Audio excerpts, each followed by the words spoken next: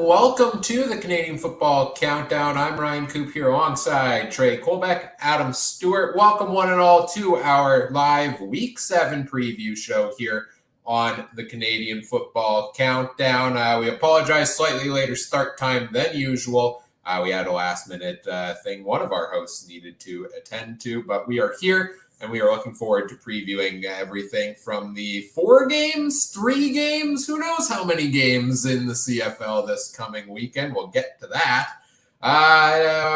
We'll go through each of the games this week. We will talk through the major storylines. We're going to talk CFL Fantasy, and we'll make our picks against the spread here tonight as well. We'll also take your comments and questions in the chat throughout the night, all made possible by our presenting sponsor, Game Time TV. Learn more at facebook.com/GameTimeTVMB. Welcome to all of you joining us in the live chat over on YouTube, Facebook, Twitter, Twitch. I see a couple comments in the chat already. Great to see. Hello, one and all. Welcome to all of you listening after the fact as well. Before I bring in the rest of the panel, I do want to mention we are a proud member of the Canadian Football Podcast Network.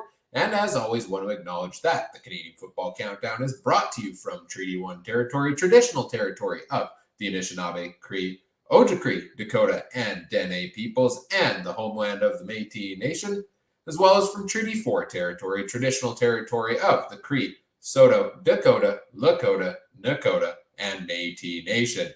Now let's bring in the rest of the panel here tonight. First, it's the great Trey Colbeck. Trey, how are you doing tonight? I'm doing great, boys. I'm ready to talk some football. Yeah, I don't know, 3-4 games, who knows, but we'll definitely, I'm sure talk about it. And as you guys can see, we got our 7-Eleven cups, right, Adam? Yep. And mine may or may not have Alexander Keith in it, because I promised that last week if the Argos won, we might have some of those in here. So we'll see. But it could just be a show, and I could just be drinking water. Who knows? We'll see how I'm talking in an hour.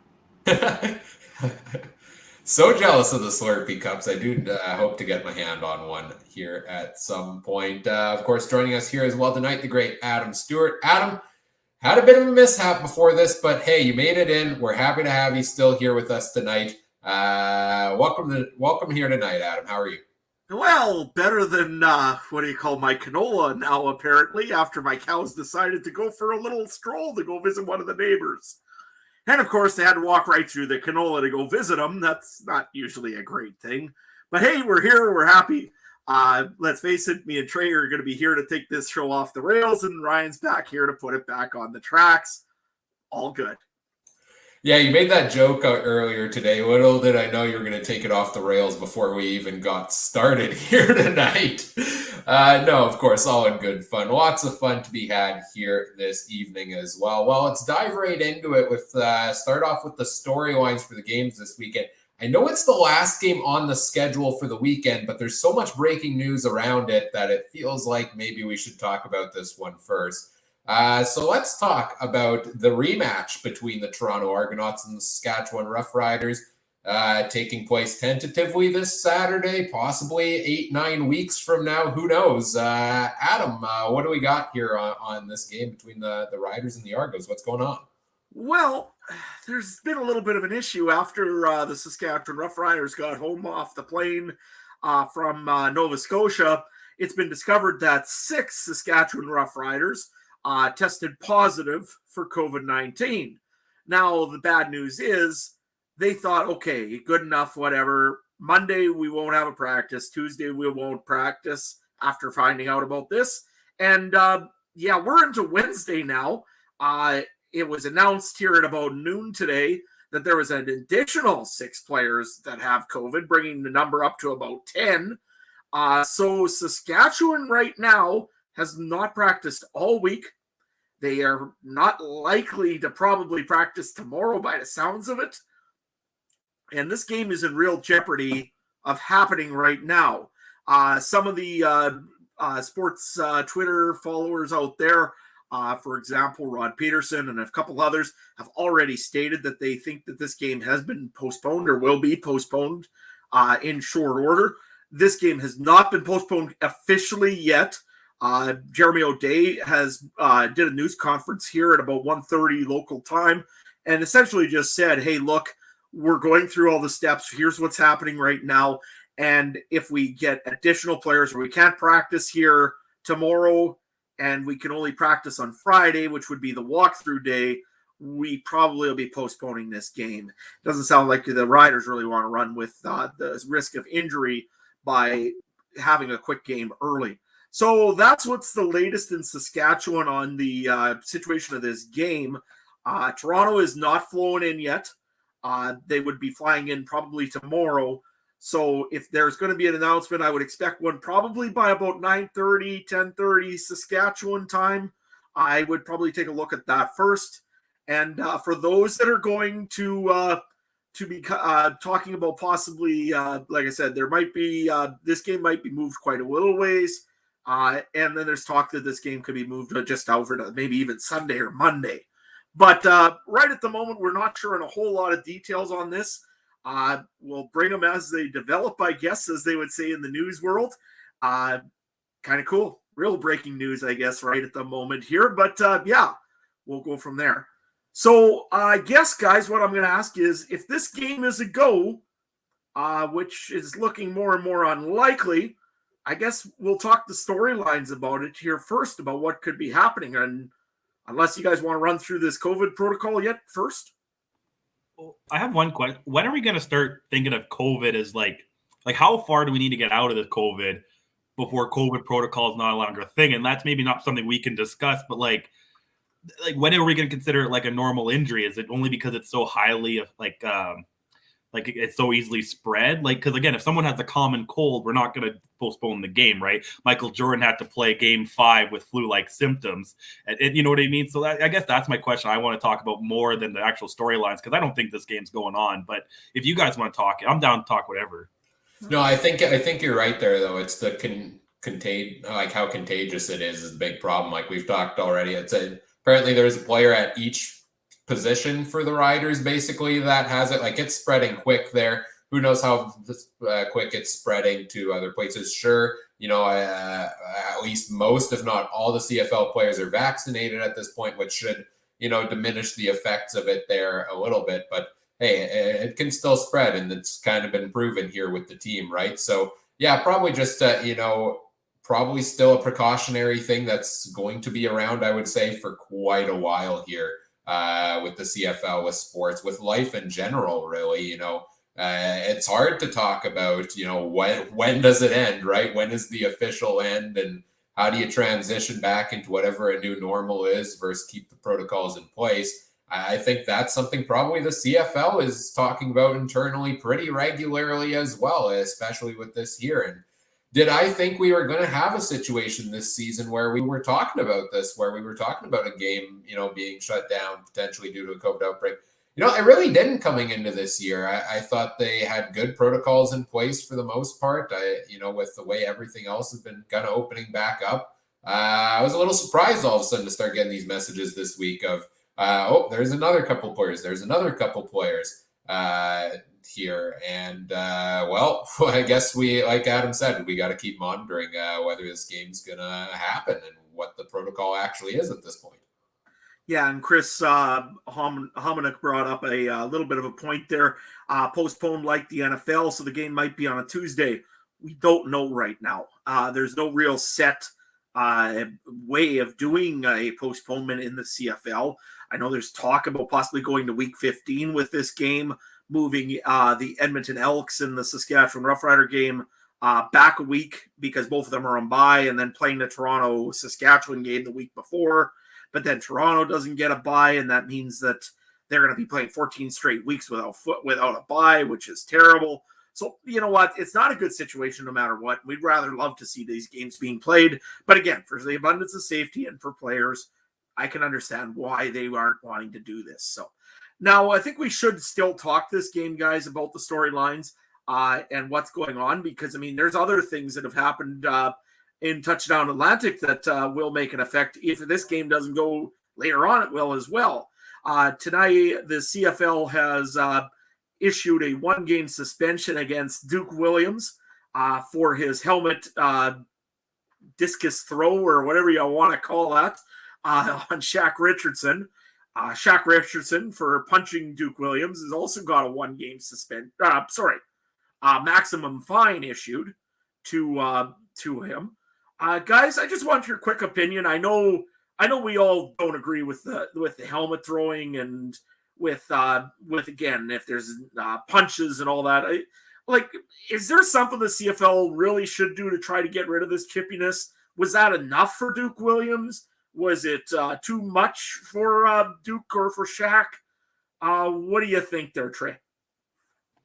I didn't hear anything about. We know why it happened. Like, was they just talking and it escalated? Like, I believe that Richardson supposedly had stepped onto the Riders' side of the field during warm-ups, and maybe started talking a little crap there, and that maybe led into the escalation it did. But see, I don't think that the helmet throw should matter depending on what was happened, but I guess it all depends. If Shaq Williams just threw a helmet just because, well, I don't think one game's enough. But if Richardson did something to kind of provoke it, then maybe I don't know. I think one game's not enough. But it was one of those things that we talked about before with Marino. I didn't think 4 games would come, but I thought something of that nature would be what should be warranted.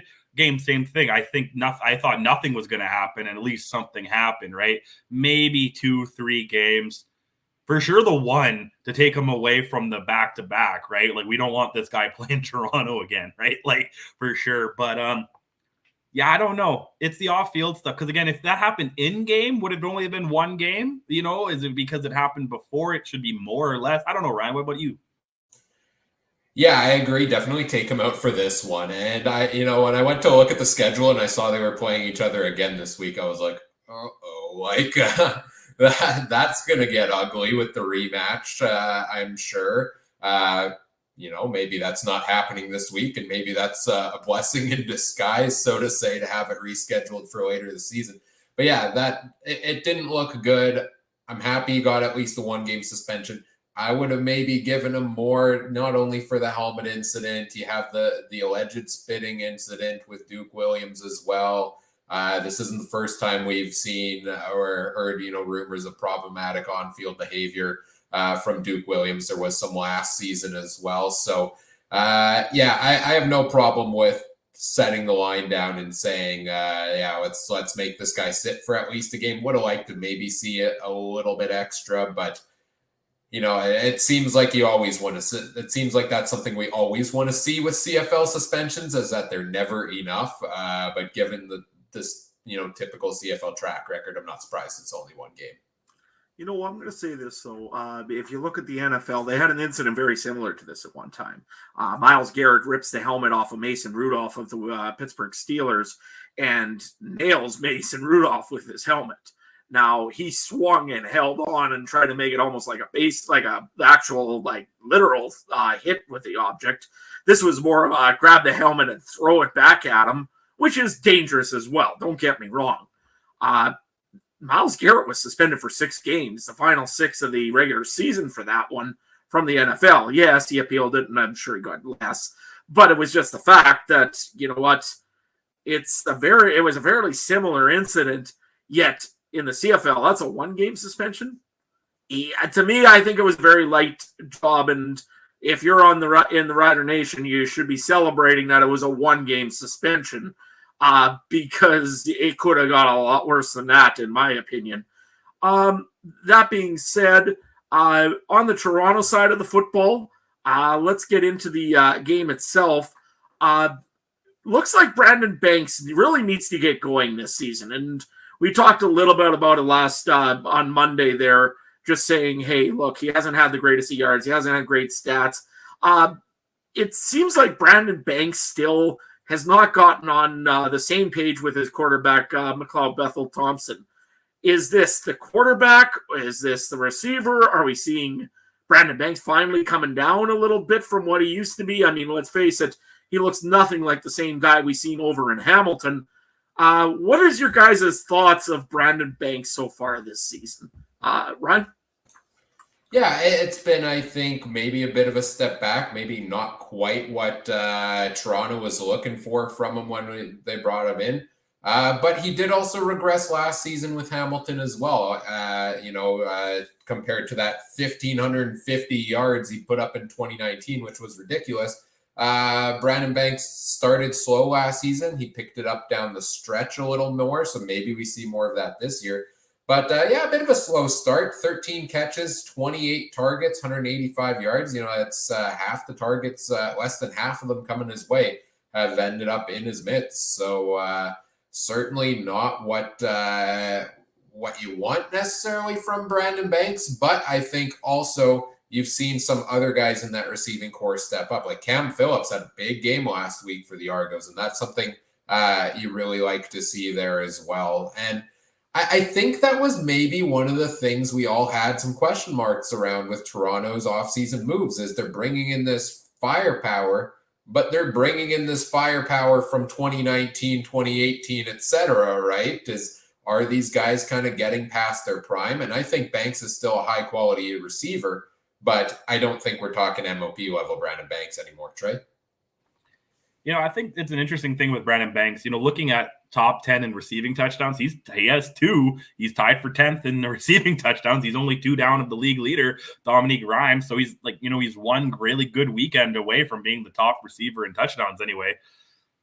I think the Toronto offense is one of those things that stalls them out. Harris hasn't been being used, but Bethel Thompson needs to get the ball away more. I think there's more issues than just Brandon Banks and that Argo offense. And we talked about last week's game. Didn't Saskatchewan basically just lose because of a pick 6, right? It wasn't the Toronto offense that won. So I think there's a lot of things that Toronto's offense needs to start doing right. I think they have a lot of the pieces. They just got to get clicking. So I don't know if it's personnel. I don't know if it's coaching. Maybe they need a Kahari Jones' help more than Hamilton's. Who knows? I don't want to blame Brandon Banks, but when you start hitting that, we all know when you start hitting 30, everything starts going downhill, right? Well, me and Ryan will figure that out soon.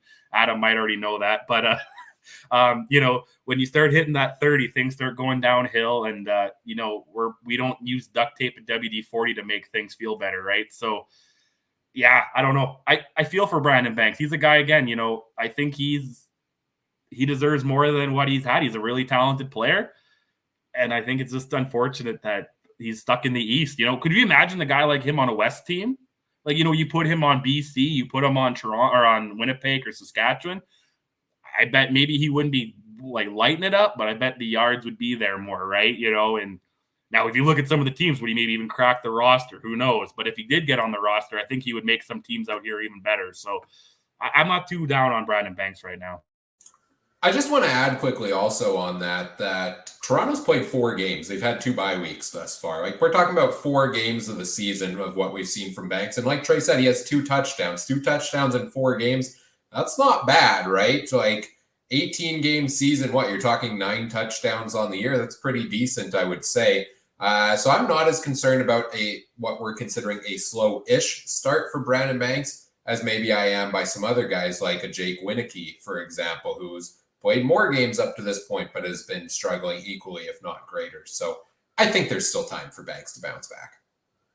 No, absolutely. I think the guy there, let's face it, he's a veteran. He knows what he needs to do to get himself into the game. I think he needs to maybe worry more about what he's doing versus what everybody else is doing. It seems like he's definitely trying to he doesn't seem to feel the ball right now. So, but he'll get back to it. He'll be fine. I'm not too worried about Brandon Banks.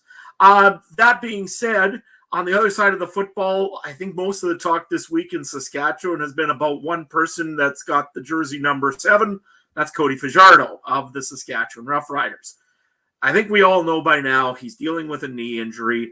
If it's a sprain, if it's some sort of small tear, I'm not sure. But he's hurting. There's no way that he's not hurting as a quarterback. However, that being said, he's still number 2 in passing yards this year right now, only behind Zach Collaros of the Winnipeg Blue Bombers. And let's face it, Cody does not want to go out.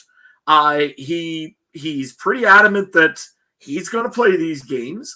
He wants to just keep going. We clearly can see that he's not running the football like Cody Fajardo can run a football, which is a big part of his game. This being said, if you're Craig Dickinson right now, I guess this is a 2-part question, really. If you're Craig Dickinson, do you pull Cody Fajardo, tell him, get your knee better because you're not helping us by not being able to move the football effectively? And if you're Jeremy O'Day, is it time to consider bringing a second quarterback or a legitimate veteran backup quarterback into Saskatchewan? Trey, you go ahead. Yeah, let me just add one quick thing about Brandon Banks. Come November, Toronto's going to love having a guy like Brandon Banks and Andrew Harris on their team, though. That's all. That's the one thing I was going to add. Maybe he has a slow start, but the way the East is going, Toronto could easily be first or second. So having those two guys, they don't. Who cares if they have 1,000 yards and 1,000 rushing? They're in the playoffs. They're the guys you want running against Hamilton, Ottawa, Montreal. But anyway, now to Fajardo. I'm worried about Fajardo. I was talking to Ryan about this. He's going to be the CFL Andrew Luck soon. He's going to retire maybe way before he should just because of his health. Who thought Andrew Luck was going to retire at 29 or whatever it was, right, or 30? Fajardo, maybe his mentality says he doesn't want to, but his body might be telling him to. I love Fajardo. As a Bomber fan, Fajardo is one of my top players in this league. I just think he's had a bad break of, he's had a decent O-line, but maybe not the O-line, or he should have. He's a running quarterback, and we know what happens. You play rough, tough West football, it's going to happen. We saw Caleros. He's how many head injuries he had, and he's lucky to still be playing. But the point of your question, yeah, it's tough when they're sitting, they're sitting 4-2? 4-2. And they're technically tied for second, but BC's right on their butts there, and you can miss Edmonton's not far behind. Edmonton could turn things around. You never know in the CFL. We saw Kahari have to pull the trigger and switch a quarterback. You never know what Saskatchewan's going to have to do. Forgive me, who is Saskatchewan's backup? Is it that Fines? Is that Mason what it is? Fine and Jake Dolegala. Well, I'll ask you, Adam. You're the Roughrider guy. Do you put one of those guys in over Fajardo with a busted knee? Right now, yeah, I'll put Mason Fine in right now because I think he can probably at least have a second ability. Right now, Cody Fajardo is a one-dimensional quarterback. He's got to throw the football, or he has to hand it off to Jamal Morrow and or Frankie Hickson.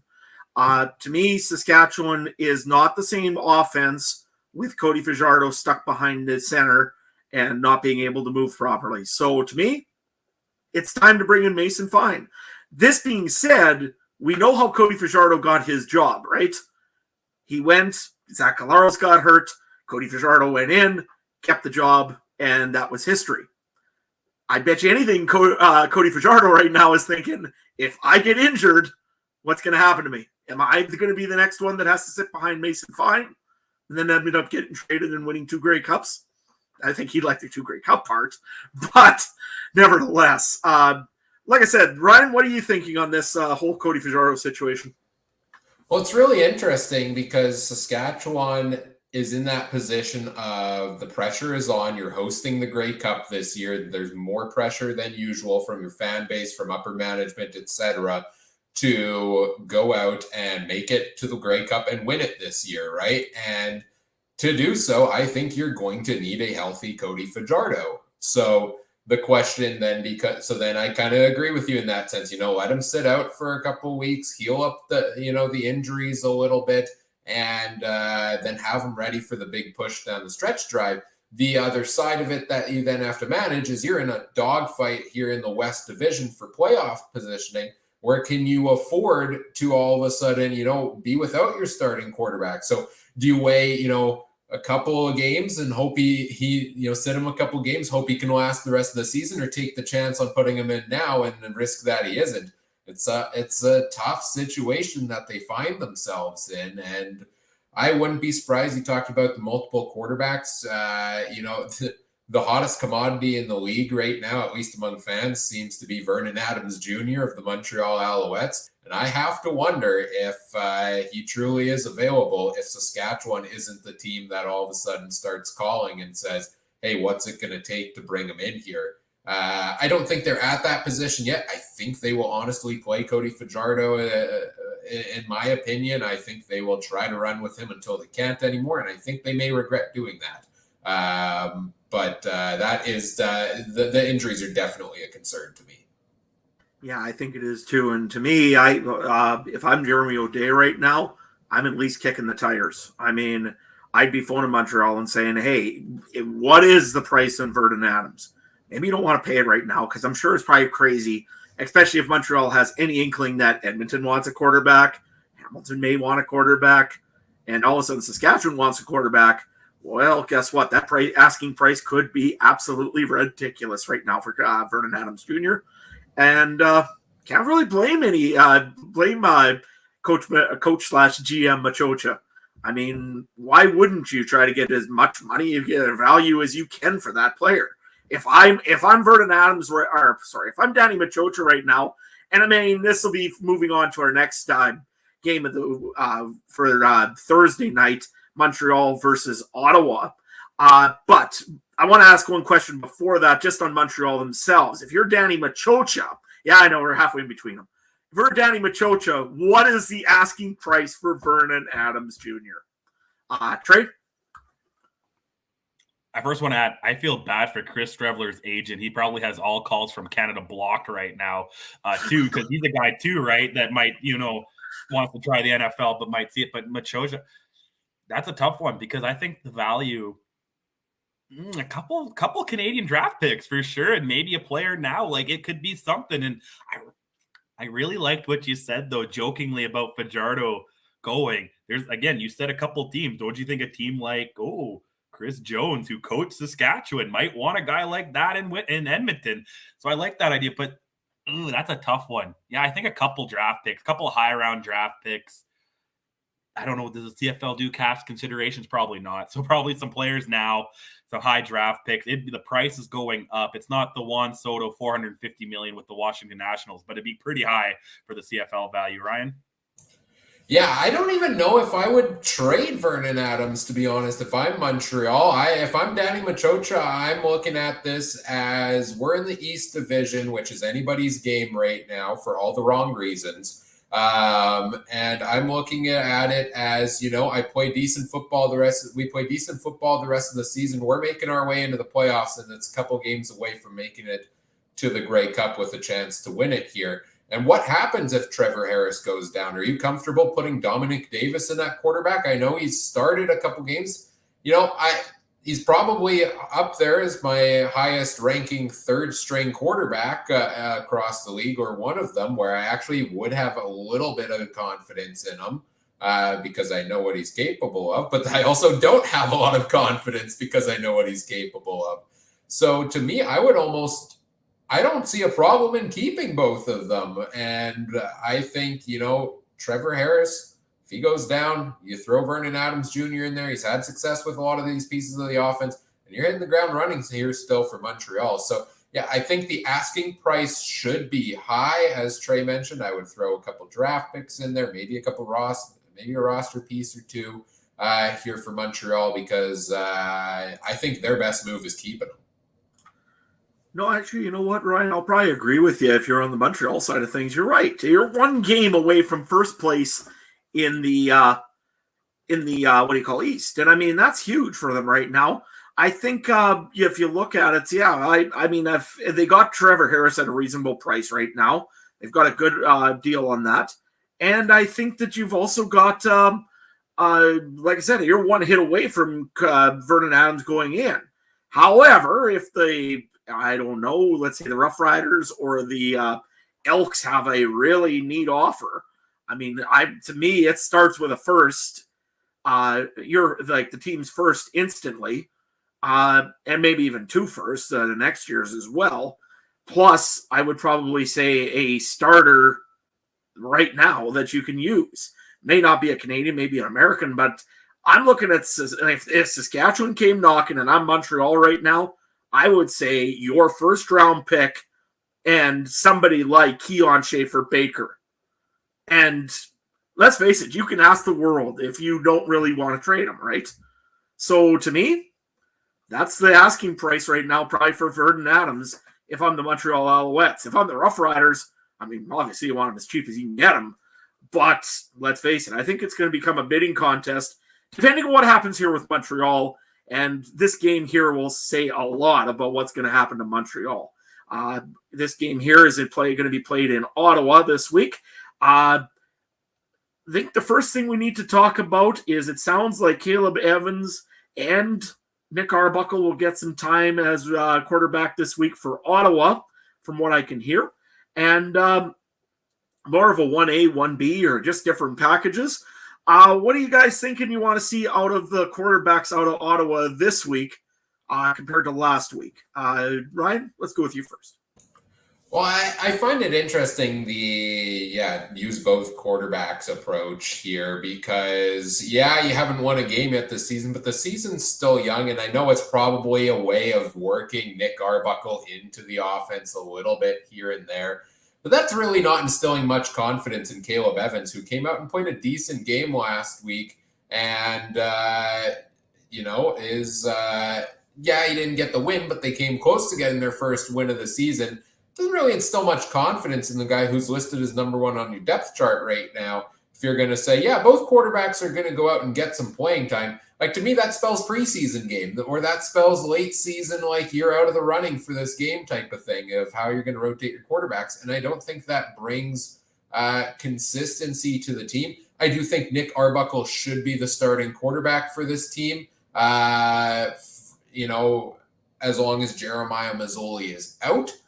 But I think give him another week or two to truly learn the offense here a little bit, not a half of this game and then throw him in the second half type. Maybe it's the packages, like you mentioned, that we see a bit of both of them. But, I still do like a bit of what I've seen from Caleb Evans over the last season and then the last week's game. It's not perfect. It's not fantastic. But I do like some of the things I've seen from him. I like his maneuverability. So I'm excited for him to be the number one on the depth chart and hope he gets to play most of this game. Trey? I understand what you're saying, but you look at the schedule here, or the standings. Montreal wins. They're 2 games up on them, and Montreal's then looking at BC, Edmonton for the crossover. It's early, and I really hate that season doesn't start till Labor Day notion because it's 2 points now, and it's 2 points in September, right? You got to win these games, and Ottawa – I guess it doesn't really matter. You got to run the down ball, boys, right? You got to give it to Powell. You have William Powell as your running back. It doesn't matter who's quarterback in there. You have Lapo. Yes, he's head coach, but I'm sure he could sprinkle a little of his magic TSN dust on there and get some plays going. And I just think I really hate the East, guys. I try so hard to be respectful and I love the Eastern fans, but come on, 2-2 is your best team right now. Anyway, but Ottawa 0-5, they're going to go 0-6. I can't see them anyway other than that. And 0-6, that's a huge dumpster fire to get out of, even if Montreal's 2-4, right? So I think just you got to go with I think you got to give Arbuckle one more week to prepare, but then you're 0-6. Do you really think he's going to rattle off 5, 6, 7 wins in the last remaining games to get you a playoff spot? Because you're not just fighting Montreal, you're fighting BC and potentially an Edmonton team if they bounce back, right? So I think this is a big win here, a big game on Thursday night, and I think maybe you should give Arbuckle the week more to prepare, but you also want your best players out there. I'm really tough. I don't know. This is why I'm on a podcast and I'm not a CFL head coach, because I would actually never make these decisions. It's super easy when you play Madden. You just put in whatever quarterback you want. You get the Michael Vick cheat and you just run for 1,000 yards every game, right? So, I don't know. I'm really torn on this one. This one's tough. Adam? I just want to hop in here with a couple of comments here that we did get in our live chats. We do have a comment from Richard about the Vernon Adams talk earlier, saying they should trade him because clearly the coaching staff doesn't have enough confidence in him as a starting quarterback. Yeah, I could see some argument on that one there. And maybe we'll circle back to you here, Adam, and then lead into another question here, and you can go first on this one. Scott Westman on Twitter wanted to know, is Coach Lapo possibly on the hot seat as we get into this game here? So what are you thinking on the quarterbacks and on Coach Lapo? Well, you know what? I think in quarterbacks terms, I agree with both of you. You don't go and just put a guy in for a half. This isn't high school football. This is CFL.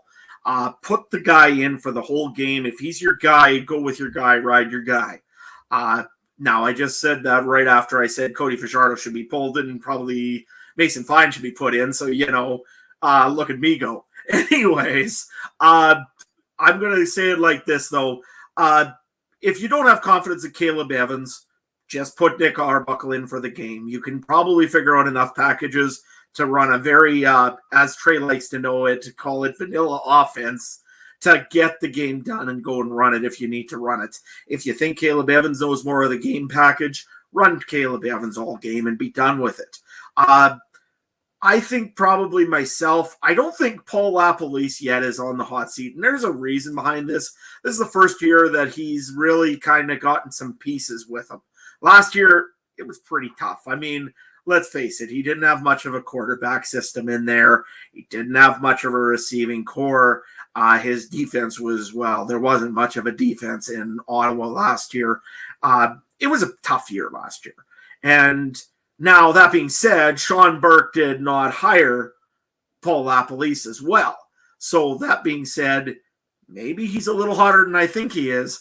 But from what all I can see in Ottawa right now, I don't think that Paul LaPolice is right immediately on the hot seat.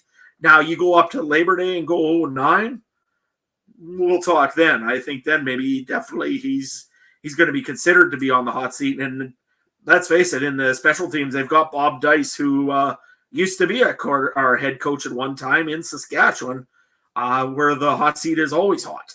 So I could see possibly that happening, but it won't be probably till Labor Day. Trey, what do you think? Is Lapo in the hot seat? I love Lapo, but he's not a head coach. And I think it's very clear. He's maybe one of the best OCs in CFL or coordinators in CFL, recent history anyway. Not a head coach. He's proven that in Winnipeg. He's proving that in Ottawa. Now watch them win the Grey Cup this year, and everyone's going to circle this episode and be like, look at that idiot in the sexy Stables hat saying that he's not a head coach. But I don't think he's a head coach. Nice guy. His wife's lovely. Stand-up people, not a head coach. So the hot seat thing, but I guess I see what you're saying internally, but externally, who do you replace him with? I think that's my kind of question. The one candidate that I thought maybe would replace him went to Hamilton as a cult consultant, which I'm sure we'll talk about later. You know, is there any head coach candidates out there if you're looking externally? So obviously they probably go interim for the rest of the year and then find someone next year. But who would you go with, Ryan? Yeah, that's what I was just wondering about too, is the coaching cap situation right now too, right? Where, okay, Montreal let Kahari Jones go. He's coming off the the books, or well, he's still on the books, even though you let him go midway through the season. But you bring Danny Machocha takes over, so they don't have to bring in somebody new. Well, Ottawa, yeah, again, you let Lapo go here mid-season. You're paying him, and then you're paying somebody else. Like Sean Burke's not gonna take over the coaching role on top of the general manager role. You know, maybe you promote a guy within, like Bob Dice, like you talked about. So from that standpoint, I wonder if, again, maybe it's not this season, maybe it's next season in the off season if this year goes bad for Ottawa, that we see a changing of the guard here for them. But as of right now, there's going to be a lot of talk of it as long as they keep losing. And you have to wonder at what point that talk becomes too much before it becomes a reality. Absolutely, and I think it's starting to come there. Maybe, like Trey said, it might be coming sooner than you think. Just because, Lapo he's a great offensive coordinator, but coach, that remains to be seen. Anyways, moving on quickly over to the Montreal Alouettes side of the things, because we've got another game yet to go, or two games yet to go through. The Montreal Alouettes, again, big problem with them has been discipline. Another 125 yards given up to the Edmonton Elks the other game. Let's face it, most of that was to Kenny Lawler because, why not just grab Kenny Lawler and throw him to the ground if you can't defend him? Seems like a legitimate strategy until the referees find out and throw some yellow flags at you. So what does Montreal, and this has been an issue all year for the Alouettes. It cost them a coach already, allegedly. What do you do if you're Danny Machocha to start correcting some of this issue? Ryan? Not what you did last game, because like you said, yeah, that wasn't great. That was not good at all. And that was probably the reason they lost that game. I don't know what you do to get that under control here so quick. That's it's something where, it's tough. I mean, you gotta instill it in your team that you just can't take these stupid penalties. Like, that's the biggest part of this. And maybe it's discipline, and maybe a guy sits for a little bit if he does. If it's the same player taking these penalties over and over again, well, maybe he needs to sit out at least a series or two and watch and see what the other guys in his place are doing, and why they're not getting flagged, because they're following the rules, right? They're doing things properly. So I think that's part of it, is just, instilling in the team that you can't be taking these types of penalties. And how you do that, I'm not a coaching expert myself on exactly how you get that under control, but they need to get that under control quick, right? Whatever the football equivalent is to a bag skate, that's what those guys deserve. I don't know what the political, I used to call them suicide lines or ladders, when you do run back and forth on the field and you got to touch the lines. If that's what they got to do, you got to learn discipline, boys. I don't know what else. I don't know how else you teach it. That taught me. I got a holding penalty in high school football one time after doing laps. Never did it again, boys. Right? So it's sometimes it's just that simple. But these are adults and pro athletes. I don't know if that gets through to them all the time. But seriously, more. Yeah, I don't know. It's just that it's the garbage fire that's the East again. I don't know how you help with that. Their penalties are so unreal. Montreal should be a better team. I was high in Montreal all off season. I've been saying Vernon Adams could be the MOP. I could be saying Kahari could be the coach of the year. Well, Kahari's gone. Vernon Adams isn't the starter, so I'm not looking too good there. At least I had a 4-0 weekend this weekend.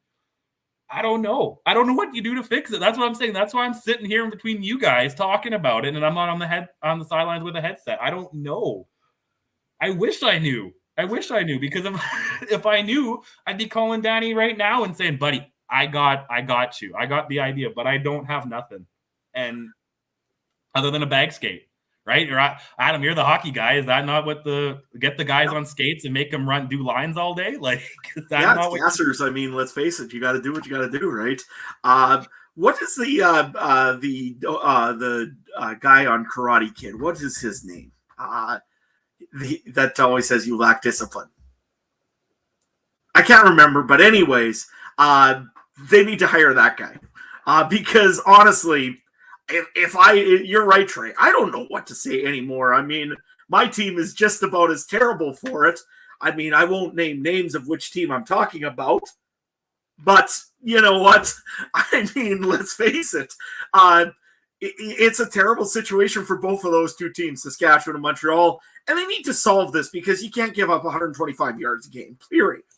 Anyway. I will say, the types of penalties we're talking about between Montreal and Saskatchewan are not even close to on the same level. We're talking about pass interference calls on a deep ball versus helmets thrown, spit takes. I mean, do you want me to go on here? Okay, fair enough. Either way, it's still bad, and you shouldn't take that many penalties. It just doesn't help your teams no matter what. And yes, no, Saskatchewan's are just absolutely atrocious. Mr. Miyagi, that is the name. Thank you very much, Chris. Yes, these teams are lacking discipline. They should be trained. Anyways, moving on to the next game of the week. It's a Thursday night doubleheader this week. Yeah, if you can't get enough Thursday night football, we got two of them this week. Battle of the Felines. We've got the Hamilton Tiger Cats on a short week traveling out to visit the BC Lions. Not really advantageous there for the Hamilton Tiger Cats playing on Saturday and then heading out on Thursday out to Vancouver to take on a BC Lions team that is very well rested, having a bye last week. I guess the first thing we need to bring up here today, Hamilton Tiger Cats making a big acquisition this week, and the guy doesn't even play the game. Used to. Still coaches the game. They hire Kahari Jones as their offensive consultant. Now, is this just a Chris Jones, you know what, we got enough, we have all the staff we can have, but if he's a consultant, he counts kind of thing. Irregardless, it's a great move, I think, for Hamilton to bring in Kahari Jones. Really quickly, guys, because we got the game to go through too. What do you think of the Kahari Jones addition there, Trey? I think it's mostly just so no one else can have him, right? Like we were talking about, Ottawa could be, how long is Lapo's leash? We look at other teams. Toronto, how long is Dinwiddie's leash if they can't, you know what I mean? Like, I think it's simply, and Montreal's not going to hire him back now, right? So it's to make sure no one in the East can have him, and no one in the West really has a spot for him right now. But I was wishing Kari could fit into the Bombers coaching staff somehow. I think that would be epic. I'd have a booster juice with him anytime, right? But I think it's a good move, and I don't, it's probably one of those things where they said, like, don't tell nobody, but you'll be a coach next year or next 2 years or something like that. Just stick with us, kid, and you'll be all right. And I think it'll be fine. And it might be the thing Hamilton needs to kickstart their offense. Like, again, how much is a consultant actually, a good point, Chris. G. Roy Simon was, I believe. But anyway, I think how much is a consultant putting his input onto practice and putting his input into like actual day-to-day things? I don't know that. He could be on the practice whispering to Coach O every 2 seconds, or he could just be in the booth and writing notes and they go over it once a week. You never know, right? But either way, Kahari's the guy you want to have on your side, Ryan. Yeah, I agree. I do generally like that idea in sports of you can't have this guy because we do. I like that tactic from teams, and I think that could be a little bit at play here. And I'm happy to see Kahari back in a role. I'm happy to see him in a role where he doesn't have the full responsibilities of head coach, where I think he can flourish the most. And that's as an advisor for the team on the offensive game plan, because I think that is something he's good at. And I think he suits an offensive coordinator role, much like I think Paul Lapalisse does. So kudos to Hamilton. It's a team where, haven't loved their offensive game plan this season. So I'm excited to see what impact he has. I don't know if we'll see him make much of an impact here, in his first week on the job, but maybe later in the season, we'll get a sense more so of just how much weight he has into the game plan here. Yeah, you know what? I'm excited for this one here. If nothing else, it gives Dane Evans another guy that used to play the game that he can talk to and possibly work with a little bit. Let's face it, Orlando Steinauer was mostly, I believe, a defensive guy. I want to say that right. I think when he played in the CFL. So again, maybe there's a little bit of a disconnect between him and Dane Evans. If there is, you got Kahari Jones there to go and try to calm everybody down and try to explain how things should work, which is just great for the Hamilton Tiger Cats. I think it'll help them. But what won't help them this week is Simone Lawrence is listed as out right now under the injury charts for the Hamilton Tiger Cats, as well as one receiver, Pappy White, is also out right now for the Hamilton Tiger Cats. This should be a complete blowout in paper right now. The BC Lions should be the dominating teams. But hey, guys, is there a way that Hamilton could possibly pull this one off? And if so, how do they do it, right? Well, it's the CFL, so it could happen at any point in time, right? A couple pieces missing for Hamilton. You mentioned a couple there. Anthony Johnson stepped in at wide receiver, had a good game for them last week, and he's out again this week as well. So Butler gets a start there at wide receiver. Ternowski in there, just looking at the depth chart. So, it's a bit of a changing of the guard from the usual there at receiver for Hamilton. A couple injuries here and there for them. And BC coming off the bye, if you're banking on anything here, if you're the Ticats, you're banking on BC coming in slow off the bye here for them. But I still think, again, Hamilton is a better football team than they are on paper than they've performed so far this season. And I think we are going to see some games where they are going to surprise us. Dane Evans has thrown, of the two, he's thrown two pretty good games so far where they've had the offensive outburst there. They just have to clean things up and execute when it matters most in the game. And if all of a sudden he starts putting that together, well, then this starts becoming a dangerous Ticats team. Do I think they're going to beat the Lions this week? Well, you'll have to tune in later on in the show, I guess, to find out. But yeah, I'm excited for this game, and I think it'll be an interesting one. I don't think it's going to be as much of a blowout necessarily as we all think.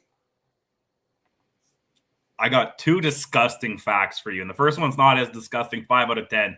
Dane Evans has played one more game, but only has 68 more passing yards than Nathan Rourke. Nathan Rourke's played 4, Dane Evans has played 5.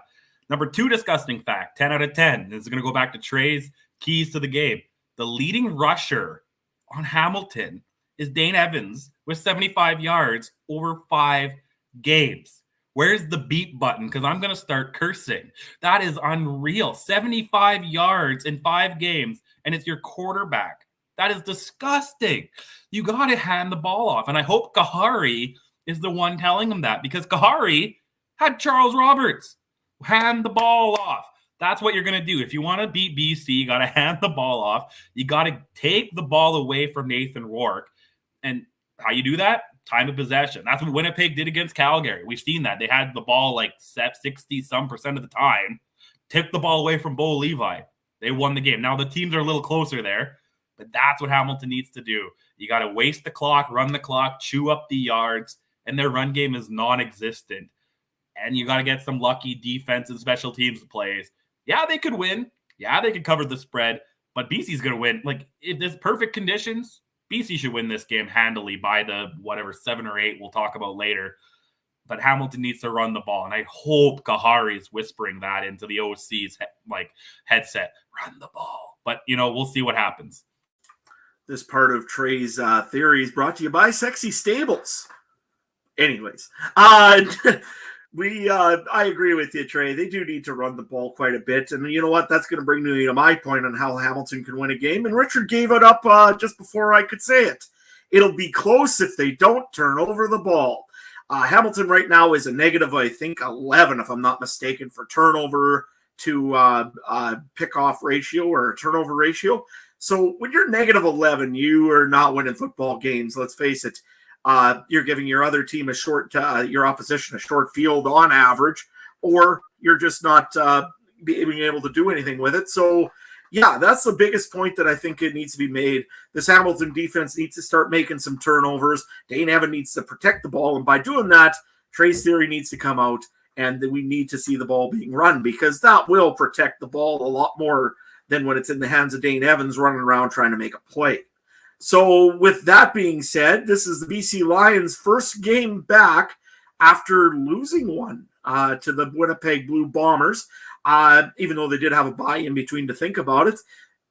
What does BC need to do to maybe move themselves up to that elite category like the Winnipeg Blue Bombers are at right now? Is there anything in particular that's wrong? Or is it just that they played a poor game against a very, very good Winnipeg team? Trey, you go first. Yeah, I don't think BC can prove anything this week. I think they could win 100-0 in next week. Who do they play next week real quick? Saskatchewan. Next week, ask me this question. Next week and the week after, Edmonton again. Calgary in 2 weeks. Ask me this question then.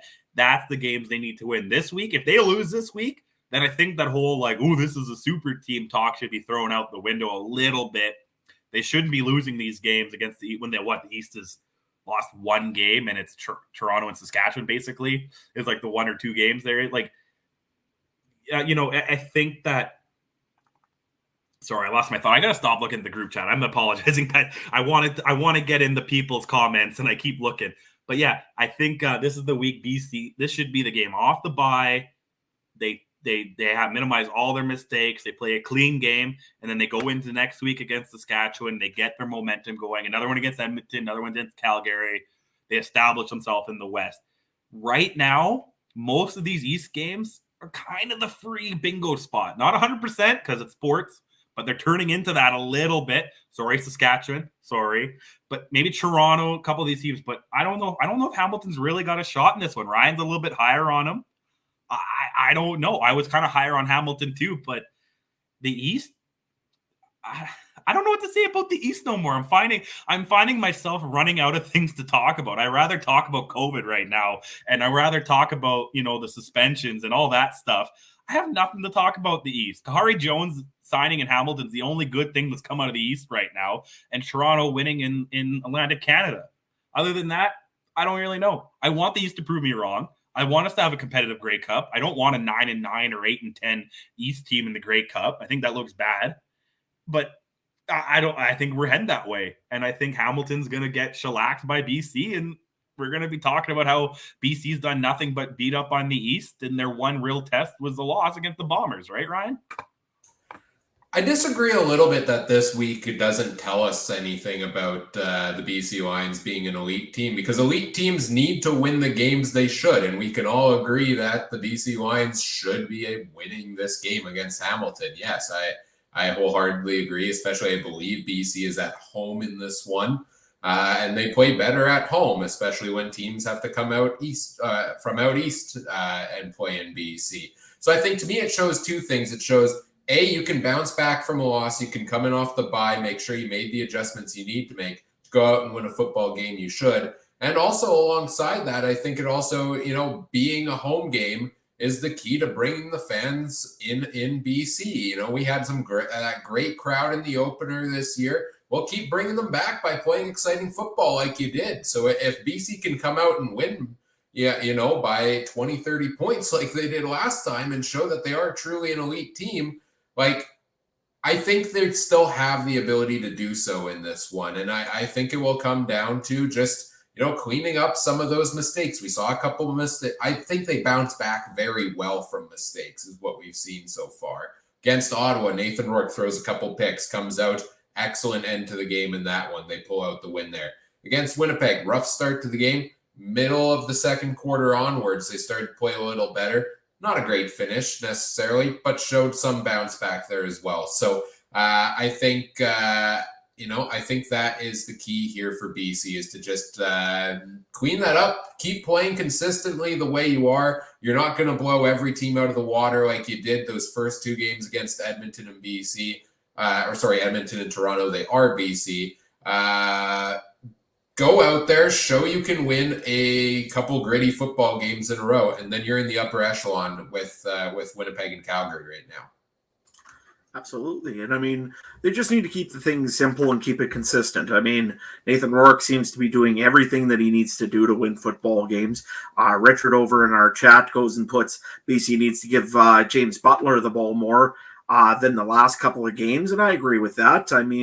If you get the run game established, it's very hard to go and all of a sudden defend for a pass. So, Trey's theory is all back in. Again, brought to you by Sexy Stables. Nevertheless, like I said, you've got a lot of pieces that BC has to just keep going the way they are. There's really nothing wrong with the BC Lions right now. Yeah, you played a very tough Winnipeg Blue Bomber team that knows what it takes to win a big football game. And let's face it, Winnipeg came in motivated. They wanted to win that game, and they won that game. Now, it's the interesting thing is, what's your response? A good team's going to go back out and absolutely take it to the next team they play. So, in this case, it's the Hamilton Tiger Cats. You go out there, you play them extremely hard. Then next week, you forget all about the Hamilton Tiger Cats, and you walk into Saskatchewan and play them extremely hard. So, if you're the BC Lions, nothing needs to change. Just keep playing the way you are, and good things are going to happen for you. Anything else in this game, guys, or shall we move on? I think we should just move on to our last game that we're going to talk about this week. It is the Winnipeg Blue Bombers versus the Edmonton Elks. Winnipeg, of course, is flying high, 6-0. Haven't seen any real issues yet. If you guys kind of put the finger to the run game, but nevertheless, I guess the first thing to ask in this one here, everything points towards the Winnipeg Blue Bombers winning this one and winning this one handedly. Just the same questions I asked just a little bit recent ago about the Hamilton Tiger Cats. In the famous words of Star Wars, is this a trap? Right? It has all the makings of it. So, what did you just do there? What did you just do there, Adam? Apparently, Trey liked the "it's a trap" comment. Yeah, he's approving, I think. Yeah, this has all the makings of what could potentially be a trap game, right? For the Bombers against the Elks. And sorry, I got derailed there by your comment there. You're the one that's supposed to stay on the rails, Ryan. Come on. Oh, shoot, I forgot about that. Yeah, the Bombers 6-0. Like, they are gonna. I think they're not going undefeated. Let's cut that out right now. There's no way the Bombers are going 18-0 this season. If they do, I'll be amazed. I think it is going to come crashing down at some point, slightly, not full on crash down. Do I think it's this week against Edmonton? No, but I am nervous about this game because you are facing a Chris Jones defense that's getting better and better, presumably in the last couple of weeks. The only thing is you're playing Taylor Cornelius, who has not played great in games against the Bombers last year. So am I too concerned about a trap game here? No, but I think there is the potential for it. Trey? Well, I'm going to go with Anakin. I have the high ground back, and Winnipeg has the high ground on Edmonton. And sorry, Ryan, I'm going to spoil a lot of Star Wars things here, but Winnipeg's going to cut the arms and legs off of the Anakin Edmonton team so bad and leave them in the rubble of the planet Mustafar. There we go. Got it going here. But yeah, I like that one. You got me there with that one. The only thing Edmonton's going to win, and this is no slight to Winnipeg social media game, Edmonton wins the social media game. All those Photoshop pictures, I like it. Thank you. We are nerds.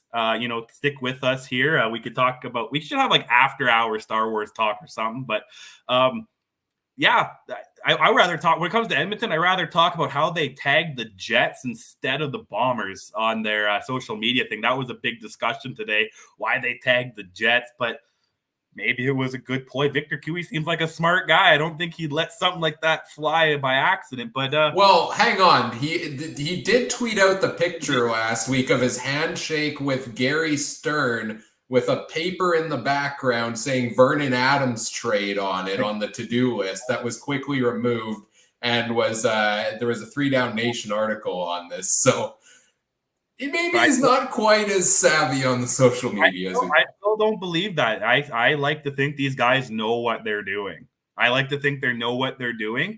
That stirs a little buzz. He wants to see what the fan base thinks of that. And then if the fan base says, yeah, we want Vernon Adams, then maybe he's willing to give up an extra first-round pick for it, right? I think these guys know more than they want. I think all Gary Stern's grammar and spelling errors are all intentional. I don't think he means that by accident, none the least, spelling Winnipeg with an extra E. But back to the game. I think, what was the question? Guys, I'm so lost. It's a trap game? Yeah, it could be. It very well could be. Edmonton, when did Edmonton win last? They won last week. They're coming off a big win.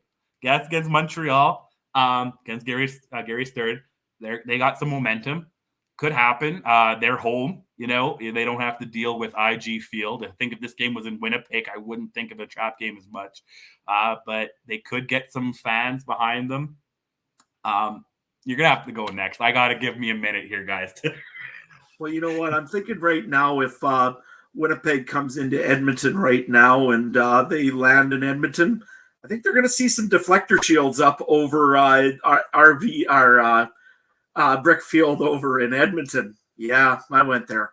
Anyways, the reason being is they actually, I think it looks like it's going to happen this week.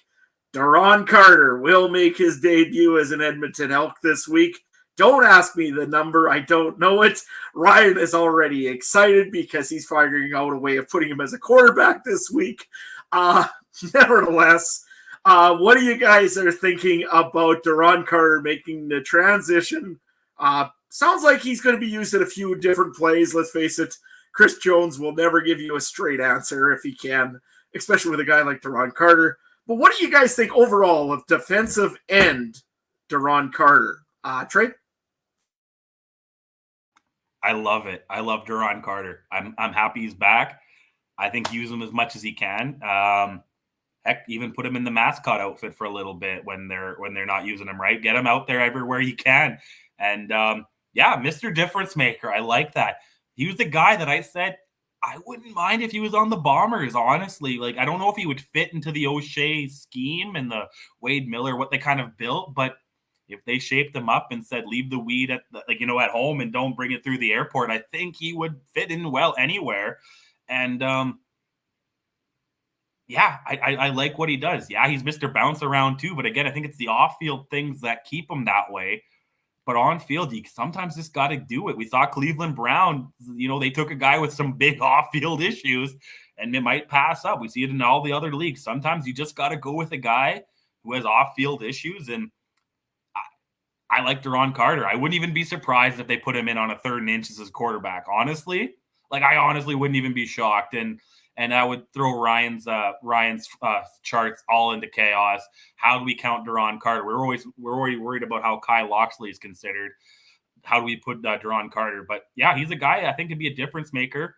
But I still think we're going to go back to Star Wars here. I still think deflector shields could be up, but the Bombers are still going to find that 1 yard by 1 yard thing and blow up the Edmonton Elks Death Star pretty quick. Ryan? I should just add, Trey, that don't forget they are referred to originally as the Evil Empire. So there is that. I know. That's what I'm saying. They're going to find that little hole. It's only the size of a womp rat, right, on Tatooine. I'm gonna have to watch Star Wars so I understand what you got. That's been your long con ploy this entire time. I love it. I'm excited for when the depth chart comes out for Edmonton this week. I trust what's on it, 0%.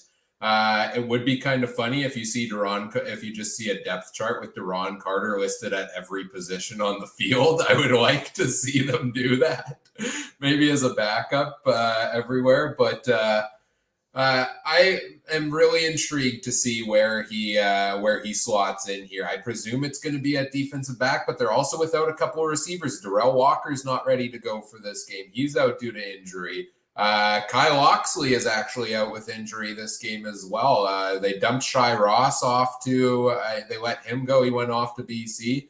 So do we see Duron play a couple plays at wide receiver? I wouldn't be surprised with Chris Jones.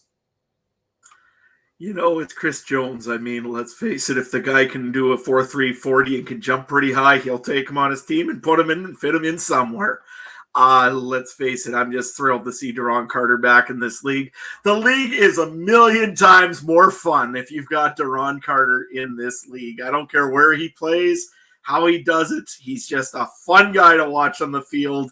He's a fun guy to watch off the field a little bit as well.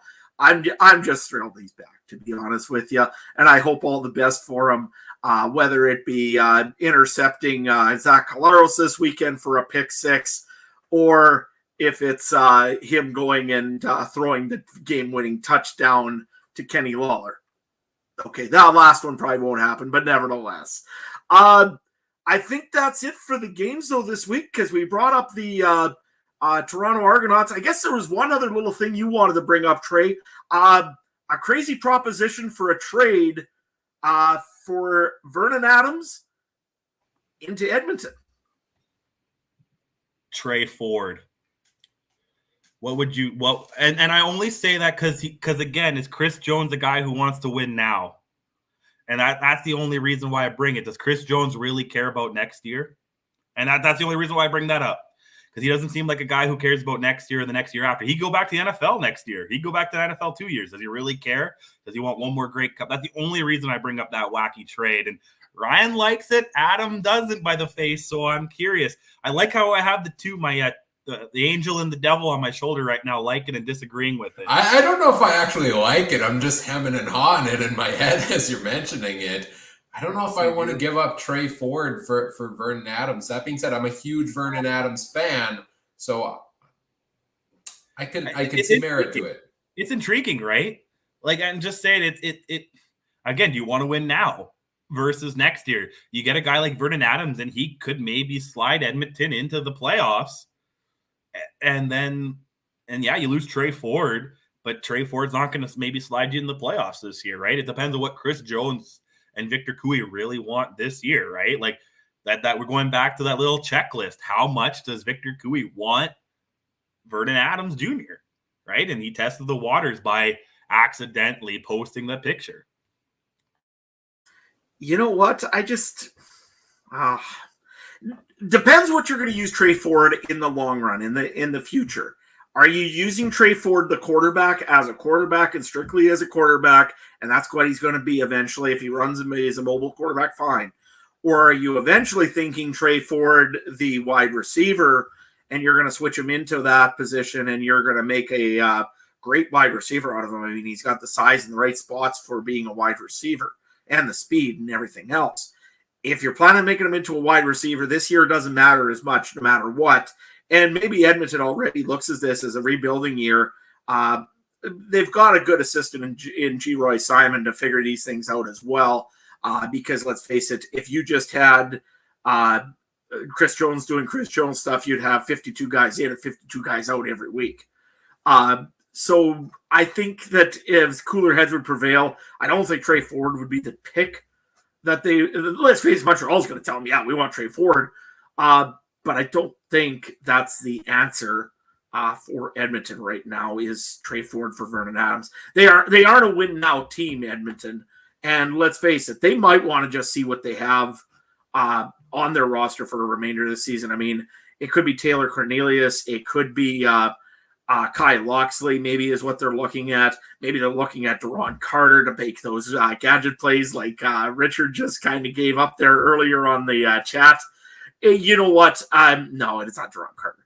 But it's maybe of one of those two guys. And again, Taylor Cornelius, maybe. And maybe when Trey Ford comes back, they know that he's going to be the guy that they want to really take a look at before they make a really serious trade. Because let's face it, you make that trade and you think you got an opportunity to win now, you're stating that you're all in right now. And I don't think Edmonton is. I'm just saying, I was the one who went 4-0 last weekend on picks, guys. I did take a hunch.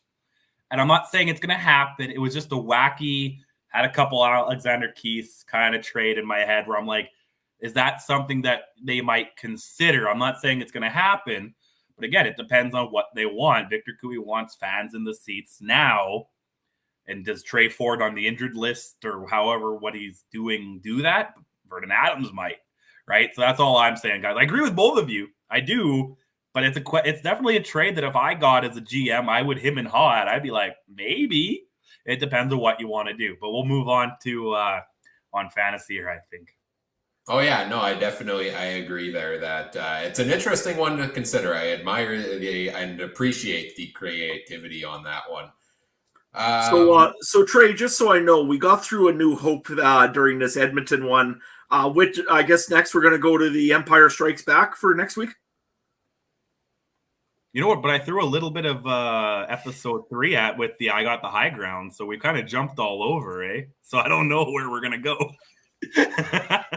And you never know with this show. You'll have to tune in to find out. Absolutely. You don't have Disney Plus, so we can't go with any of the Disney Plus exclusives, right? We can only go with the 9 episodes. Perfect. Let's move on to our CFL fantasy talk here. Let me pull the charts up on the screen. And that should be showing up there now. I think that's readable, right, boys? We can see the things on the screen. Let's take a look at the quarterback options here first. If you are listening to the audio version of the podcast, go check out the version on YouTube. I've got charts up here, prices for every player, their average points per game, how much they scored last game, and their full value threshold, which is basically 2.5 points for every $1,000 you spend on the player. If you can hit that total, you're getting the good bang for your buck. You're on your way to a 100-point week, which should put you in the upper echelon of players in fantasy. Let's take a look at the quarterback options. Guys, this is a bit of a tough week with fantasy because we don't know what's happening with that Toronto-Saskatchewan game. It is the final game of the week. I would hope we get an official announcement early enough on that one to impact things before you have to set your lineups. We also have 2 Thursday night games, which makes it extra interesting here. So, of course, stay tuned on that. Be wary of that.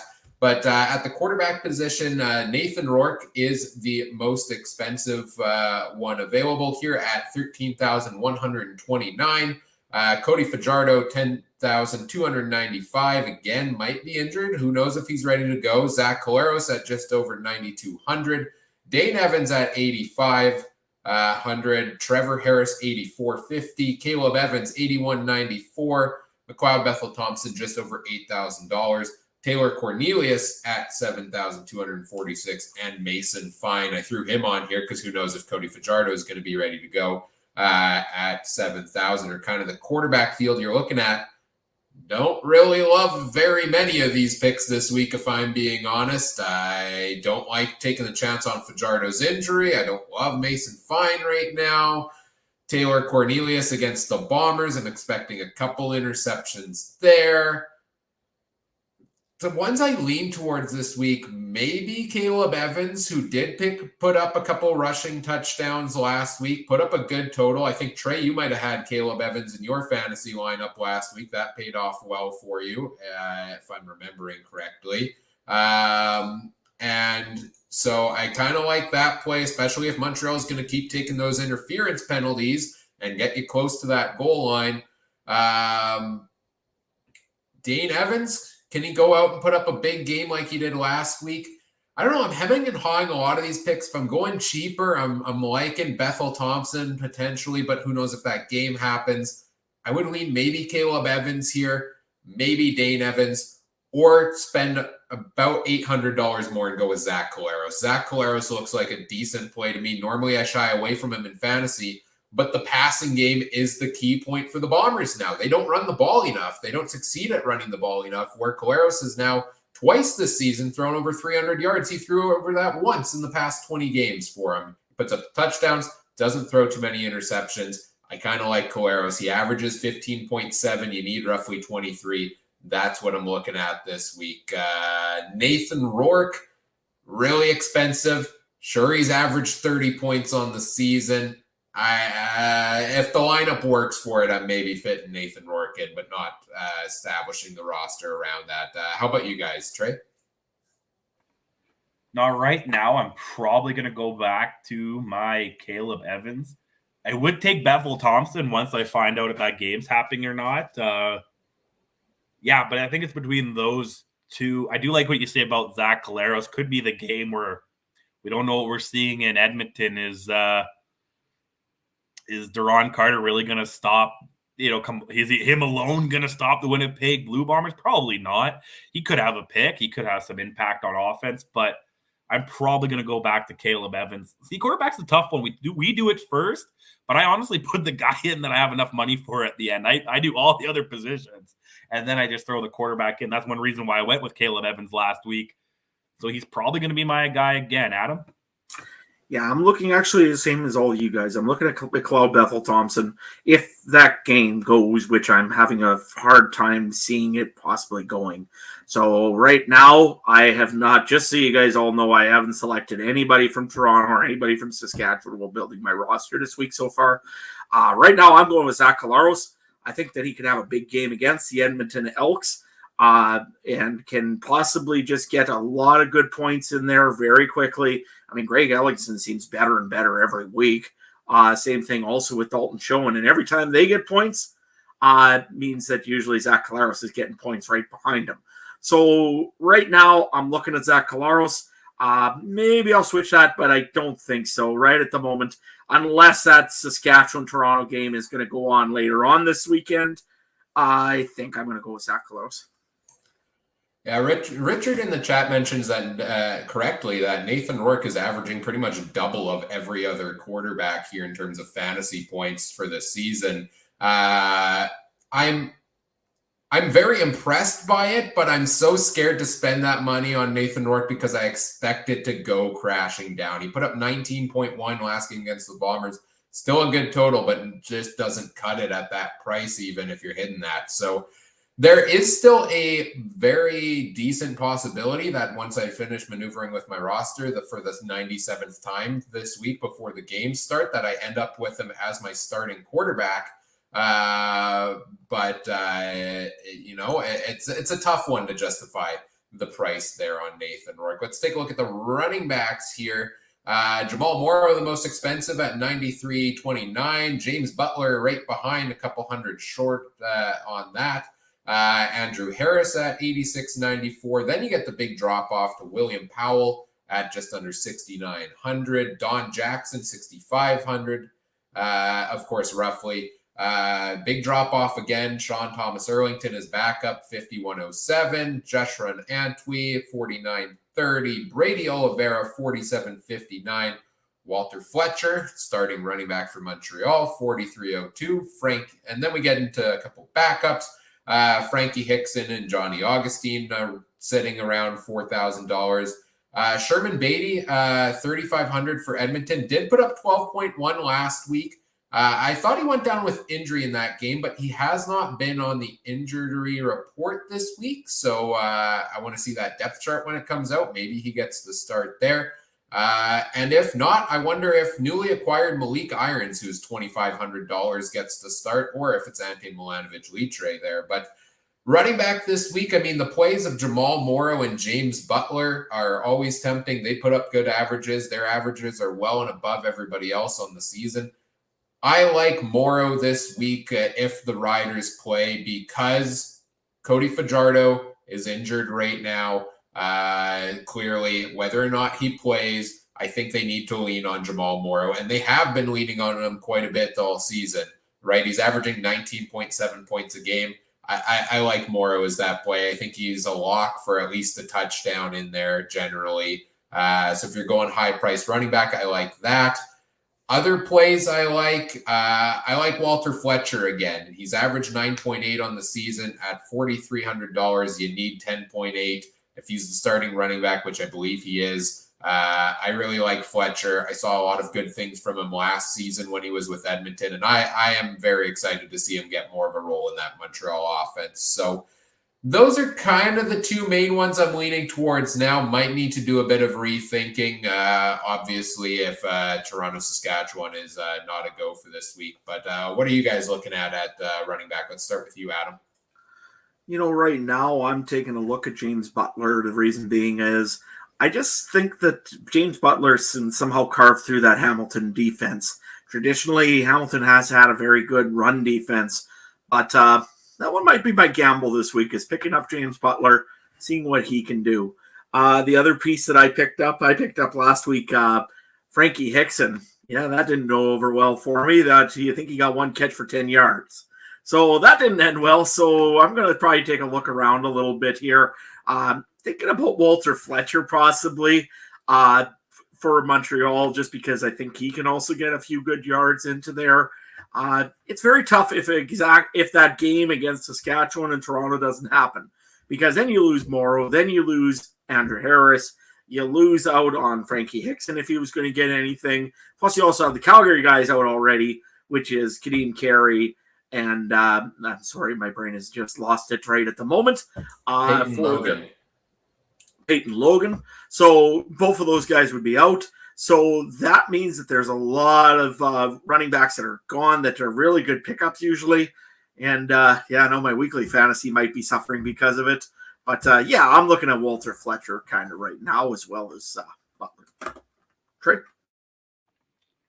Yeah, right now I have William Powell. I'm pretty sure I went with him the last few weeks. I'm hoping they finally give him the ball in Ottawa. And I'm hemming and hawing between two guys. I'm hoping Kahari whispers in Hamilton, run the ball. So I'm between Thomas Erlington or Don Jackson. Running backs were those positions I really don't want to spend the money. Like we're looking at the list here. I don't want to go with Jamal Morrow. Don't know if that game's going to happen. Do I really want to spend $9,000 on James Butler? Probably not. Do I want to spend $8,500 on Harris and him not play? Probably not. So, I'm looking down the list here. Do I want to go with the Bomber guys who get 30, 40 yards and they split it? Probably not. So I'm looking at, I think William Powell and someone from Hamilton right now is my picks. Yeah, and for me as well, you mentioned a good point about some of those top running backs potentially not even playing this week. It very may well be that when I see that Edmonton depth chart come out in the coming days, that I'm looking at Sherman Beatty or one of the guys at the bottom price here. Yeah, Winnipeg's got a decent run defense. Kadeem Carey ran well, but Kadeem against them last week. But Kadeem Carey is kind of upper echelon of the league. I still think he could be, whoever's the starting running back could be used in a couple check down passes. It's a cheap play if you just want to punt the position, get a couple points there. I like one of the Edmonton running backs, whoever starts. Let's take a look at wide receiver here. Lots of options to pick from at wide receiver as always this week. Most expensive, kind of upper priced receivers are Eugene Lewis, Kenny Lawler, Greg Ellingson, Dominic Rhymes, Lucky Whitehead, Braylon Addison. Let's go Tim White and Jalen Acklin. Those are ones all over $7,000. In terms of guys I like at those upper prices, I mean, I do like the BC players. If that BC offense can go off again, Dominic Rhymes has been a force. Last game, he put up 31.6. I think he had a massive game the week before as well. If we sort our charts here by average, second highest average per game behind, a guy who played one game and had one good week last week. So, Dominic Rhymes has been a pretty good player this season. I think he could be worth the value if BC has another explosive effort. Greg Ellingson, go-to guy in Winnipeg, catches literally everything. Only thing is he is questionable for Friday night's game for Hamilton here, or for Winnipeg here. So, Greg Ellingson, if he is in, I like that potential option here as well. But what are you guys looking at these upper priced receivers, Adam? Yeah, I'm really looking at nobody right now up in the higher end of the receivers, just because I'm trying to figure out a way of playing again Zach Collaros and James Butler. I mean, that's $18,000 right there alone. So if you're going to pay that big amount for those two, don't take a high-priced receiver, essentially. If I was really forced to look at one, I would mean Greg Ellingson right now would probably be my choice, just because, again, he's playing a Edmonton defense that I think could be exposed. And, I don't think their defensive back that's probably going to be covering Greg Ellingson might make an interception and celebrate it afterwards, but he might be busy also playing offense. So, you know what? Maybe Ellingson if I had to pick somebody on this list here. Go with that. Trey? Yeah, I know you took every word out of my mouth. I'm not taking a single person unless maybe Greg Ellingson if I have the space, but right now I don't. Let's go to the next section, and I got a couple names for you that I have in that one. All right. One guy I want to mention, the last one I included in this list, Jalen Acklin's an interesting one to me because even with Caleb Evans, he was the go-to receiver last week. And if he's lining up against Wesley Sutton of the Montreal Alouettes, who Kenny Lawler lined up against last week and had a pretty good game and drew a lot of penalties there could be something. Maybe they try throwing in his direction more often. So kind of like the Jalen Acklin play potentially for Ottawa there. But as Trey mentioned, let's move on to the next section here of prices. Keon Schaefer-Baker's at just under $7,000. You got Stephen Dunbar Jr., Jake Winicky, around $6,600. Davaris Daniels, Curly Gittins Jr., Brandon Banks, all between about $5,500 and $6,200 there. A couple Argos receivers. Javon Catoy's $5,617. Chandler Worthy, just over $5,500. So is Markeith Ambles. Darvin Adams at just over $5,100. Keon Hatcher and Rashid Bailey and RJ Harris at around $4,800. Manny Arsenault, Nate Bahar, and Dalton Schoen also over $4,000 here. So a lot of names there thrown at you this week. Keon Hatcher has been a big player for the BC Lions this season. He comes up at $4,893. Had a bit of a drop-off game last time against Winnipeg. He only put up 2.3 there, but I expect him to potentially, get back into that same rhythm we've seen him in. I do like that play there with Keon Hatcher if you can fit him in at a middle price. Not touching any of the Toronto receivers this week. Probably generally I stay away from them as well. Schaefer-Baker, Don't love it as much if Cody Fajardo is not healthy and ready to go, or if they're not playing. I still like Stephen Dunbar. I put him in my lineup last week. He performed well. He picked up a touchdown. He put up 13. He's averaging 13.7 points on the season, and you need 16.6. So, yeah, I'm looking at a lot of the same guys I have in recent times. I'm looking at Dunbar. I'm looking at Keon Hatcher. And the last one we included in this range, I'm looking at Dalton Schoen, who stepped back a little bit with that 5.4 last week, but is still averaging 13 points on the year, which is well over his total. So, Trey, you had a couple names here in the middle of the pack. You said any of them that I haven't touched on here already? Well, yeah, you took two of them, Schoen and Hatcher, but man, you don't even have this guy on your chart. Daron Carter is my flex player, man, because we know if he's getting any gadget plays, he's going for yards and probably a touchdown. So I'm putting Daron Carter in my flex. I'll take the 5,300 hit there. Adam, what about you, man? God darn it, you beat me to the punch on that one there. Yeah, I'm looking at Daron Carter and actually seriously considering this.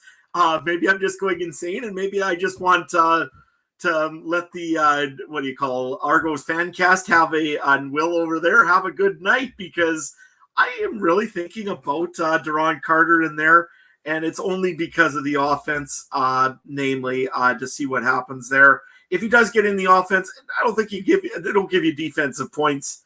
I believe in this, but if I really do go with this right, Keon Hatcher is a great choice. I mean, let's face it, he's been getting you lots of points whenever he seems to be out there.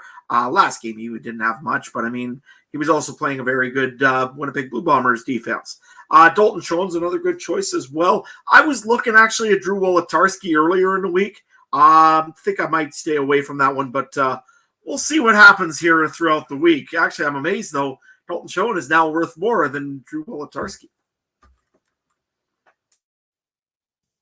Yeah, he's moving up the ranks here a little bit. And, as I always say, and as we always say on the podcast, don't bet the farm on anything we tell you here, especially when the guys tell you to take Daron Carter. Of course, Daron is a fun little interesting play, and power to you guys. Do I recommend it? Do I think he's going to hit the value?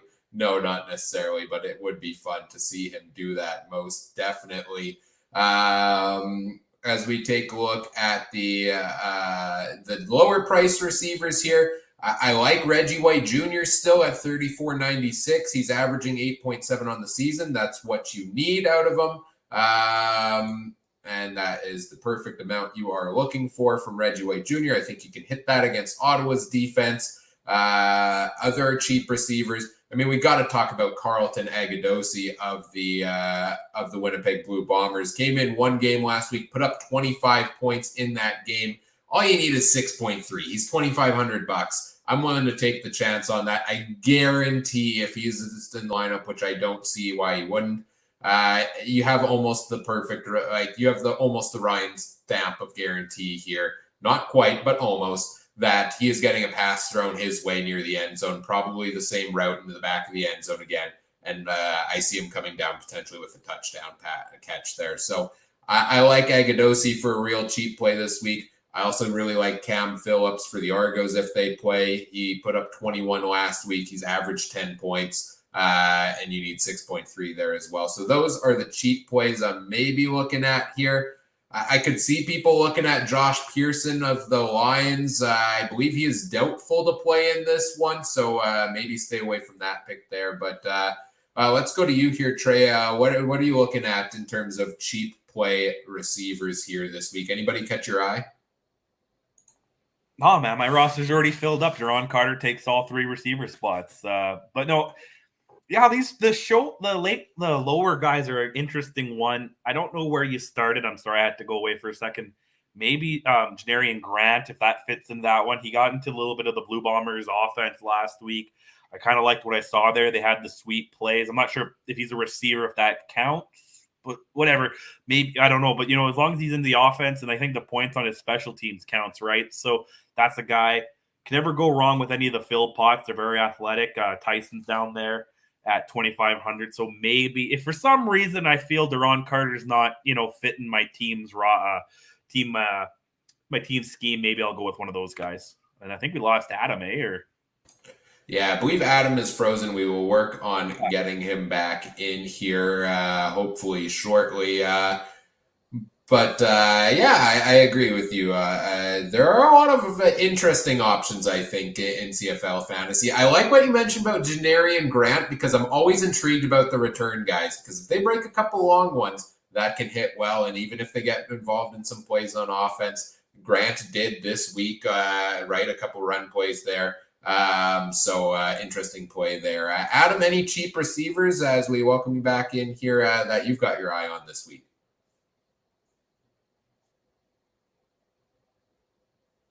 We've got no audio here from Adam.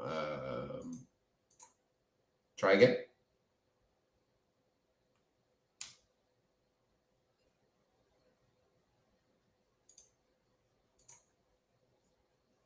Adam, if you can check your audio settings or try reconnecting here.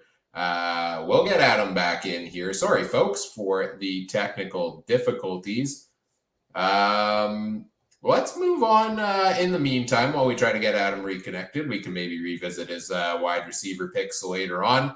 Let's look at the defenses here. Again, no stats on the sheet here quite yet. Still working on that piece for the defenses. But the Bombers are the most expensive at $43.97. BC in at $4,216. Saskatchewan at $41.76. Ottawa at $33.57. Toronto, Montreal, Hamilton at $3,200. If you have room price-wise, you got to think the Bombers are a play here, right? They gave Taylor Cornelius nightmares last season in the games he played against them.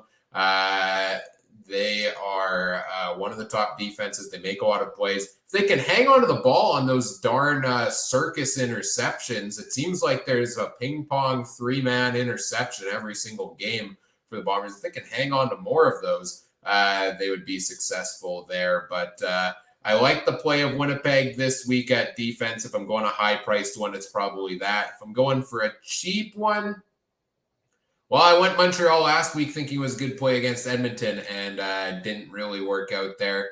I don't know if I really love any of the cheap plays this week, so I'm kind of leaning Bombers here now. Maybe it's, if Toronto's playing this week, I'm going with the Argos defense.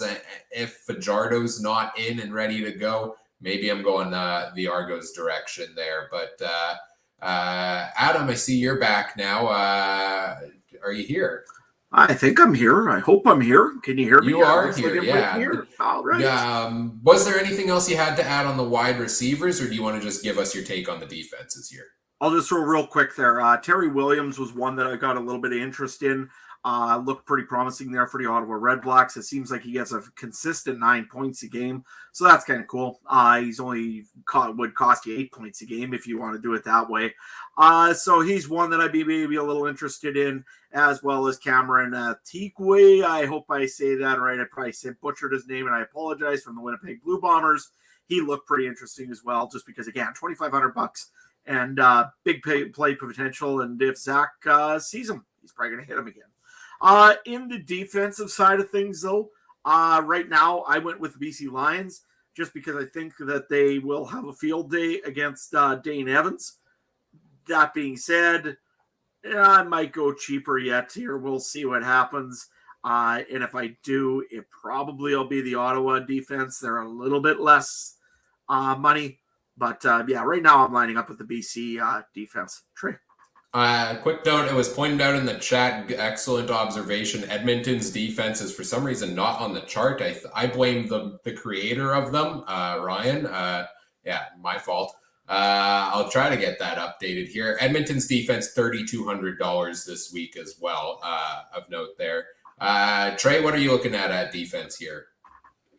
Adam, how could you not go for the double XP on Duron Carter? You get him at receiver and on defense. If I have to go 3,200, I know it's the Bombers, but maybe I take Edmonton just with the Duron Carter thing. But right now I got Winnipeg. I'm going to spend my money on them, hoping that they get to an uncertain quarterback and an offense that isn't performing where they should go. I did like what Ryan said. Toronto was definitely on my radar until COVID happened again in Riderville, right? But yeah, I'm thinking BC for sure. I mean, Winnipeg for sure. Yeah, Duron Carter might make me change my mind, though. I'm going to be sitting on the park and ride bus to the – oh, I know, the game's away this week. Never mind. Well, I might be on a bus, but not going to the game. But I'll be sitting at home then twiddling my thumbs thinking maybe I'll put the Edmonton defense in. But for right now, it's Winnipeg. So you're saying that Duron Carter is a new – You froze right. You froze right on the reference there, Adam. So I was going to say, Trey, so you're saying Duron Carter is a new hope? 100%. I think, this is why I think you get Vernon Adams in there with Duron Carter. I think they could do some things. My wacky magic there. This episode of the podcast is unofficially sponsored by Duron Carter. I'm just happy he's back. He's a fun personality, right? On a side note, guys, please don't bet the farm with our stuff. Some of it is just banter. Like I say, I own a farm. It's not overrated, like Richard said. But let's face it, I don't really want to lose my farm too badly either. So please don't take us to seriousness on some of this stuff, okay? And I was looking at trying to get Edmonton fixed up on the charts here. They are just gone from my list entirely. I don't know what happened. Sorry, Elks fans. That is not a statement of your football team. Chris Jones's defense should be on the list, and they will be next week here on the charts on the screen. Well, I think we've gone through our options at fantasy this week. Again, weird week this week. Make sure you check the depth charts. Make sure you check if games are happening and kind of plan your roster around the different options here. Let's move on to our picks for the week against the spread. We make them every week. Take us away with the games here this week, Trey. I have to make a reference. That last comment by Chris, the rise of Carter, that blows it out of the water. I was just typing into the group chat. You got to put that one up on the screen. That deserves comment of the episode right there if we had such a thing. I love that one. But let's go into betting, guys. Doubleheader on Thursday. We're going to start it here. Getting my sheets out here. Montreal into Ottawa. Montreal road dog favored by 2.5. They got to win by a field goal. I'm going to take Montreal. I think they should win by a field goal. Adam, what do you think? Yeah, I'm going to go Montreal in this one as well. 2.5 is that weird number that I really, really never like. But in this case, I think Montreal can cover that one. Definitely we'll have to we'll take a look on that. But Ryan, what are you thinking? I think we're going consistent across the board here as well. I do not think Montreal is taking 193 yards of penalties this week. I don't love I don't love some of their depth, but I like some of it a little more than how Ottawa is playing currently. So I will go with the Alouettes on this one as well, I think, this week. Yeah. Before we're going to the next game, I forgot to mention just our season stats. Adam and I are at 13-10. Ryan is at 12-11. But again, don't bet the farm unless you have like a 2 yard by 2 yard, like 2 foot by 2 foot little thing out somewhere. Then maybe it's worth $20. But other than that, and last week you two guys went 3-1. This guy went 4-0. That'll never happen again. So don't go with what I say this weekend. But second game on Thursday night, Hamilton, big underdogs, like you said, Battle of the Felines going into BC Place. -8.5 favorites at home, the Lions. That is a touchdown and a rouge favorite. Ryan, what do you think?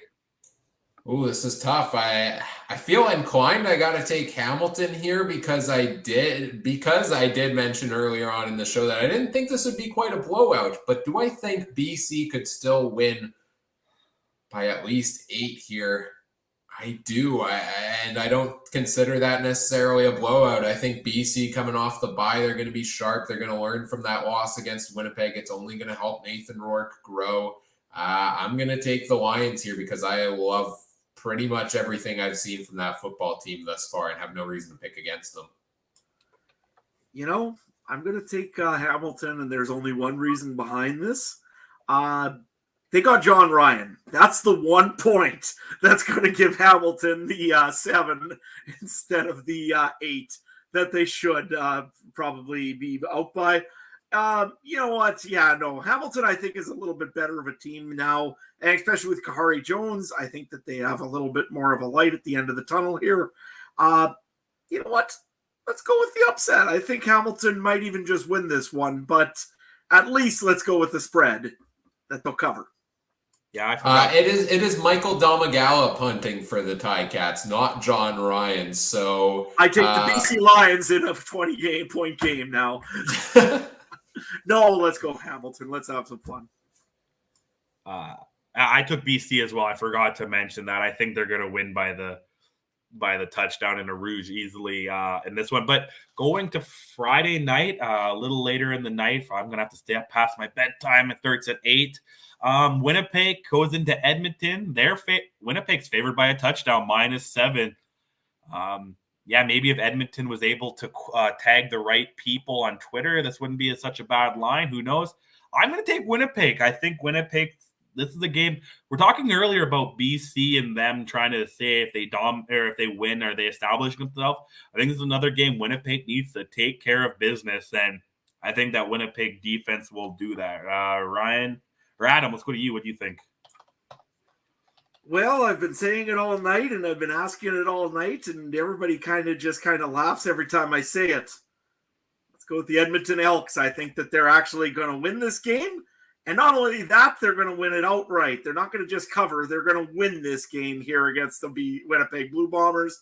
Bombers are coming in confident, maybe a little too confident in my opinion right now, and when that happens, all bets are off. Edmonton's getting a guy back. We've been talking about him a little bit, but I don't think that's the big issue. I think that Taylor Cornelius is going to come out, finally show that he's ready to start competing for that first overall spot on the depth chart, right? What game in the last 2 years has Winnipeg not come in confident they were going to win, Adam? I mean, yes, I agree. There is the potential for that, that trap game aspect of it for sure. But I don't know. I think Winnipeg, Mike O'Shea, the way he coaches that team, he has them prepared for any sort of game they face, it seems to be. And this matchup with Edmonton's got so many injuries right now impacting them. I don't think they necessarily have the depth to replace it. Yeah, I'm taking Winnipeg full out here to win this one by more than 7. Real quick, did you say Hamilton outright too, possibly, Adam? Or is that just kind of Hamilton covered? Let's go with Hamilton covered. I was just going to say a $10 bet on a parlay, Hamilton and Edmonton winning outright, $10 would turn into $135. So that's not a bad bet, but that's what I might just put down for fun. And if you get that right, I'll definitely come buy you some beers and we'll go hunt some cows down and bring them back into the pen together after. But last game, if it happens at Mosaic, Toronto coming in, I'm really surprised about this line. I don't know what you guys are. I think I talked to Ryan about it. Really didn't talk to Adam about it. Argos underdog by 3. Riders are favored by 3 at home, -3. I'm taking the Argos. The reason why I'm a little extra chattery tonight is because I had to have the Alexander Keith because the Toronto Argonauts won in Wolfsville last week. So I'm going to take the Argos again. Ryan? Normally I go the other direction. Saskatchewan's at home. It's a home and home series. You split it. But with the COVID situation, with the Cody Fajardo injury situation, with all of the off-field turmoil, I don't know if I can in good faith pick the Riders to win this one. I'll go to the Argos to win this one as well. I'll take Toronto here, Adam. I look at this game and I think it's the same thing. It's a -3, so that means that the home team usually automatically gets a 3. That means that this essentially is a pick'em, and the way I look at it is Saskatchewan's definitely not prepared for this game. If it goes on Saturday, we don't know what the status of AC Leonard is. We don't know what the status of Henderson is. We don't know the status of Mulligan. And that's a big piece of the Saskatchewan Roughriders defense we're talking about here. And the big part of all that I didn't even say yet is we don't know the status of Cody Fajardo. So to me, there's so many question marks on this one yet. and not a lot of time to answer them. Yeah, no, I'm going to have to go with the Toronto Argonauts. And if Kat's watching, I'm sorry so much. All right, those are our picks here for week number 7. Do you have anything else to add there, Trey? No, just like I was going to say, remember who went 4-0 last week. It will never happen again, so don't go with me ever again, guys.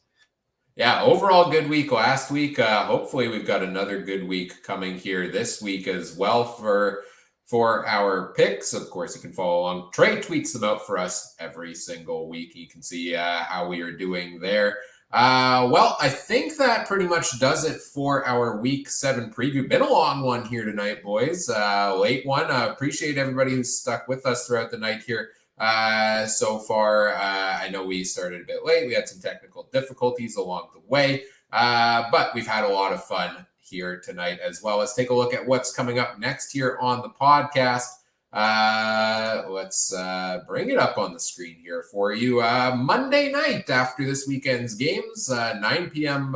Central Time in Winnipeg, 8 p.m. Saskatchewan time. Other time zones adjust accordingly. We'll recap each of the games from this weekend, however many are played. We'll give our players the week. We'll update our power rankings as well. And then Wednesday night, we're back doing the same thing for week number 8, talking through the storylines, CFL fantasy options, and making our picks here against the spread as well. Also, I don't have a slide up here for it, but we have an extra bonus episode coming your way next week as well. Tuesday night, I'll be sitting down with Brandon Sanders, a college fantasy football analyst for Campus to Canton.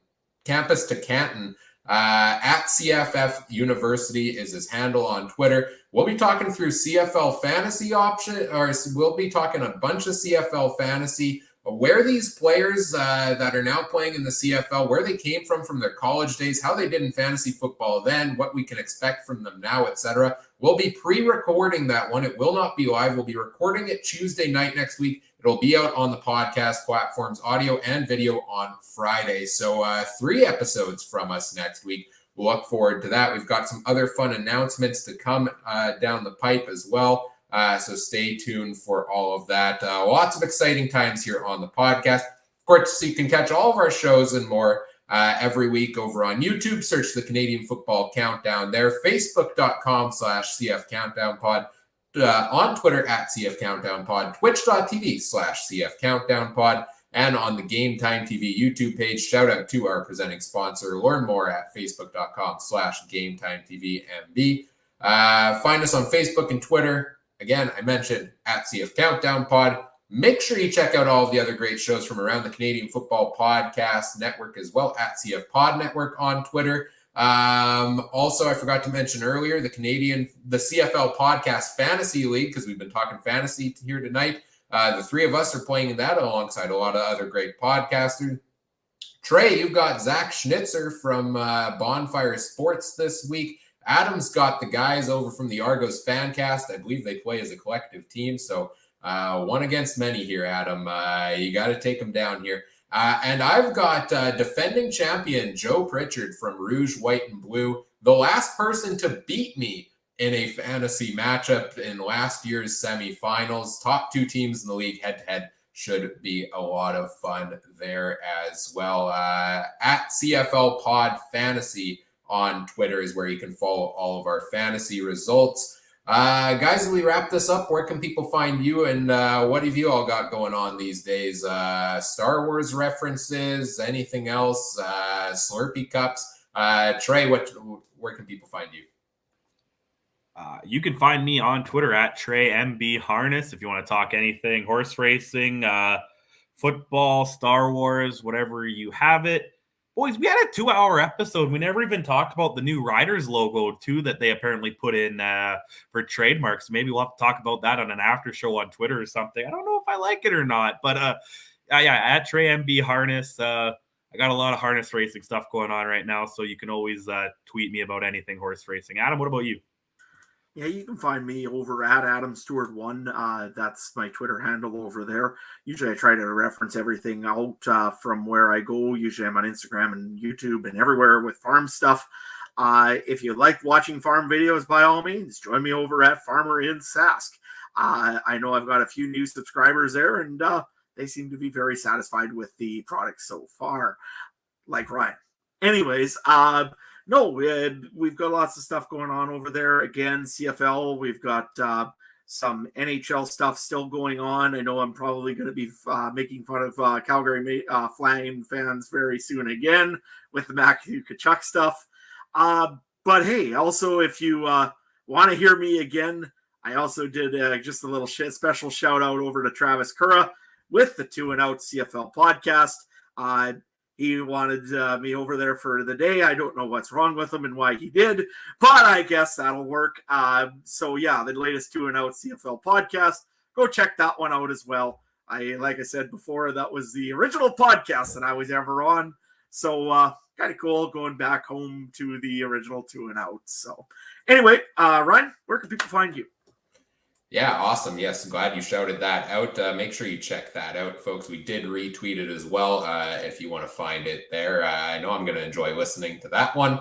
As for me, you can find me on Twitter at CooperTrooper42. Starts with a K. You want to talk CFL, you want to talk CFL Fantasy. You want to talk how to navigate this week of CFL Fantasy with the Argos and the Riders. Feel free to hit me up on Twitter at CooperTrooper42. Always happy to talk through all of that fun stuff. You can find our other host, Mike O'Garrell, at Mike Garrell on Twitter as well, and check out everything he's got going on there. Whatever podcast platform you're listening on, we appreciate it if you do all the fun things like, comment, subscribe, rate, review, share the show with your friends, help us grow the show. We always appreciate that. Thanks, everybody, for hanging out with us here tonight. It's been a blast, and enjoy week number 7 in the CFL. Thank you for listening. Take care. Have a good one. Bye.